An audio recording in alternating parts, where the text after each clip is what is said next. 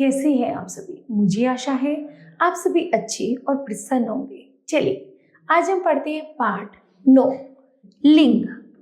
जानते हैं लिंग किसे कहते हैं। सारी सृष्टि में प्राय जो कुछ भी है उसे 3 वर्गों में बांटा गया है, पुरुष, स्त्री और जड़। यही विभाजन प्राय सभी आधुनिक आर्य भाषाओं के लिए स्वीकार्य है।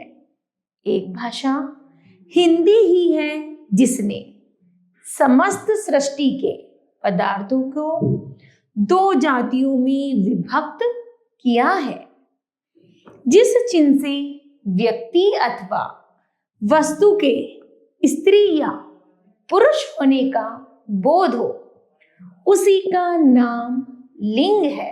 इस प्रकार हम कह सकते हैं कि शब्दों का वह रूप जिससे पुरुष जाति या स्त्री जाति का बोध होता है उसे लिंग कहते हैं।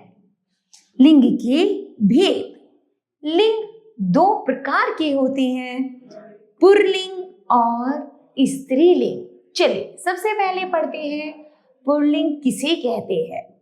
पुल्लिंग है शब्द के जिस रूप से पुरुष जाति का बोध होता है उसे पुल्लिंग कहते हैं। जैसे बालक आम खा रहा है। नंबर 2, बैल खेतों में काम करते हैं।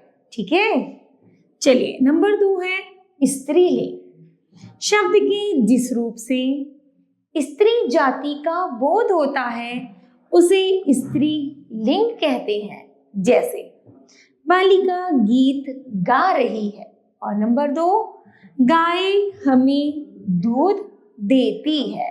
ठीक है, आगे है पुल्लिंग की पहचान। पुल्लिंग की पहचान है जैसे महीनों के नाम प्राय पुल्लिंग होते हैं। जैसे चैत, बैसाख, ज्येष्ठ, आषाढ़, सावन, भादो, आश्विन, कार्तिक आदि। नंबर 2 है दिनों के नाम। दिनों के नाम पुल्लिंग होते हैं जैसे सोम, मंगल, बुध, बृहस्पति, शुक्र, शनि, रवि आदि।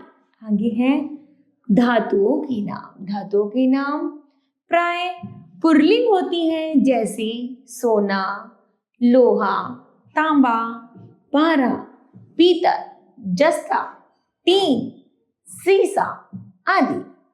परंतु चांदी स्त्री लिंग है। आगे है वृक्षों के नाम।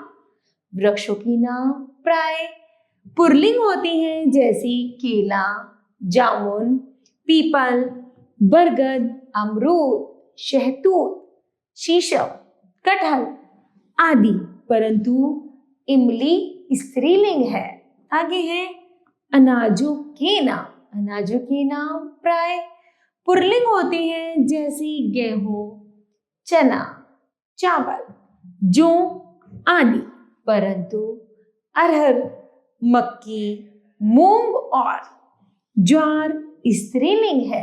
आगे है देशों के नाम। देशों के नाम प्राय पुल्लिंग होते हैं जैसे भारत, जापान, पाकिस्तान, चीन, रूस, इंग्लैंड आदि। आगे है पर्वतों के नाम। पर्वतों के नाम प्राय पुल्लिंग होते हैं जैसे हिमालय, विंध्याचल, सतपुड़ा, कैलाश आदि। आगे है स्त्री लिंग की पहचान। स्त्रीलिंग की पहचान में है सबसे पहले है बोलियों के नाम। बोलियों के नाम प्राय स्त्रीलिंग होते हैं जैसे पहाड़ी, राजस्थानी, मैथिली, खड़ी बोली, अवधी, मगधी आदि।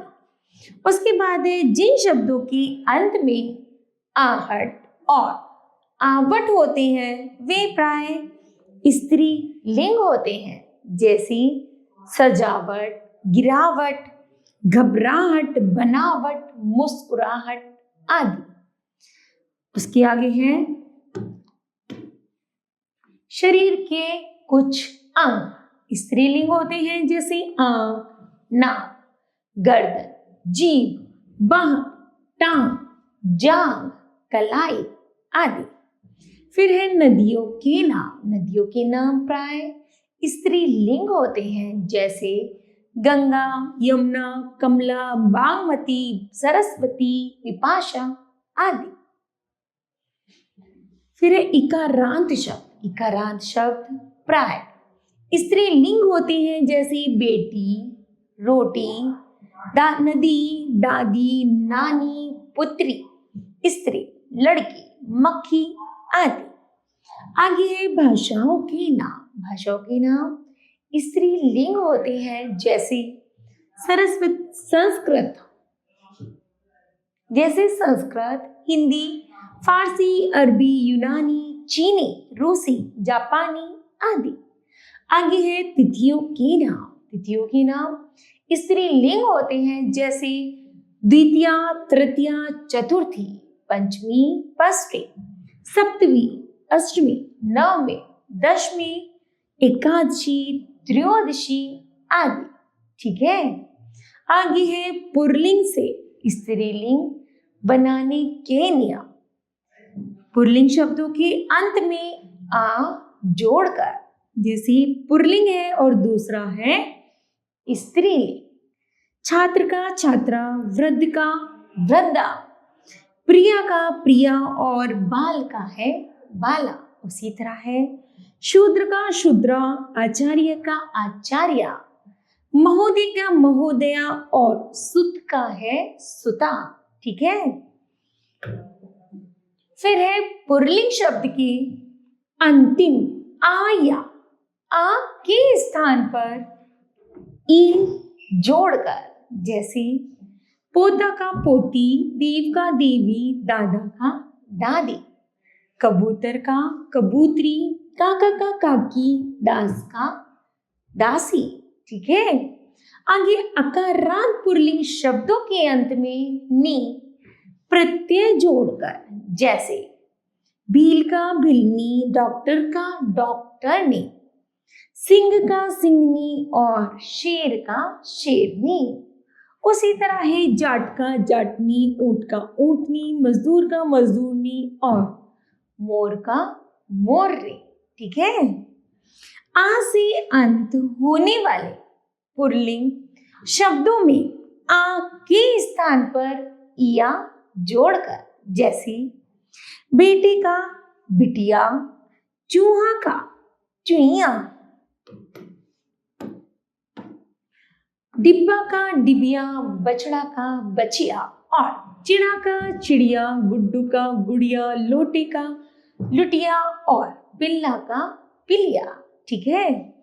फिर पुल्लिंग शब्द की अंतिम स्वर के स्थान पर आइन प्रत्यय जोड़कर, जैसे एक तरफ पुल्लिंग है और दूसरी तरफ स्त्रीलिंग। चौधरी का चौधराइन, पंडित का पंडिताइन, लाला का ललाइन और ठाकुर का ठकुराइन, बाबू का बबुआइन और चौबे का चौबाइन। ठीक है। फिर पुल्लिंग शब्दों के अंतिम अक्षर अक के स्थान पर इका प्रत्यय जोड़कर, जैसे अध्यापक का अध्यापिका, लेखक का लेखिका, गायक का गायिका और नायक का है नायिका। उसी तरह सेवक का सेविका, बालक का बालिका, निवेदक का निवेदिका और साधक का है साधिका। ठीक है। फिर है पुल्लिंग शब्दों की अंतिम स्वर के स्थान पर इन प्रत्यय जोड़कर, जैसे सुनार का सुनारिन, लोहार का लोहारिन, माली का मालिन, धोबी का धोबिन, नाती का नातिन, पड़ोसी का पड़ोसिन, ग्वाला का ग्वालिन और पुजारी का है पुजारिन। फिर है पुल्लिंग शब्दों की अंतिम ई को इनी करके, जैसी यशस्वी का यशस्विनी, गोस्वामी का गोस्वामिनी, तेजस्वी का तेजस्विनी, ओजस्वी का ओजस्विनी, सत्यवादी का सत्यवादिनी, सन्यासी का सन्यासिनी तपस्विका तपस्विनी और एकाकिका एकाकिनी। ठीक है, आगे शब्द की अंतिम ता के स्थान पर त्री करके, जैसी त्राता का त्राती, नेता का नेत्री, दाता का दात्री और अभिनेता का अभिनेत्री, वक्ता का वक्त्री और रचयिता का है रचयित्री। ठीक है, मान और वान से अंत होने वाले शब्दों में मान के स्थान पर मति मान के स्थान पर मति एवं वान के स्थान पर वती लगाकर, जैसे धनवान का धनवती, गुणवान का गुणवती, ज्ञानवान का ज्ञानवती और रूपवान का है रूपवती। उसी तरह विद्यावान का विद्यावती, बुद्धिमान का बुद्धिपति, श्रीमान का श्रीमती और भगवान का है भगवती। ठीक है, कुछ ऐसे भी स्त्रीलिंग शब्द होते हैं जिनके रूप मूल शब्दों से बिल्कुल भिन्न प्रकार के बन जाते हैं, जैसे भाई का भाभी, पुरुष का स्त्री, पिता का माता और विधुर का है विधवा। उसी तरह मर्द का औरत, पति का पत्नी और विद्वान का है विदुषी। ठीक है, तो बताओ बच्चों, आपने इस पाठ से क्या सीखा? तो हमने सीखा जिस चिन्ह से व्यक्ति अथवा वस्तु के स्त्री या पुरुष होने का बोध हो उसे लिंग कहते हैं। पुरुष जाति का बोध कराने वाले शब्द पुल्लिंग कहलाते हैं। स्त्री जाति का बोध कराने वाले शब्द स्त्रीलिंग कहलाते हैं। वृक्षों, महीनों, देशों, दिनों व कुछ धातुओं के नाम भी पुल्लिंग होते हैं। नदियों, भाषाओं, तिथियों, बोलियों व शरीर के कुछ अंगों के नाम स्त्रीलिंग होते हैं। ठीक है, इस तरह बच्चों यह पाठ समाप्त होता है। मुझे आशा है कि आप सभी को भी यह पाठ समझ आया होगा। धन्यवाद।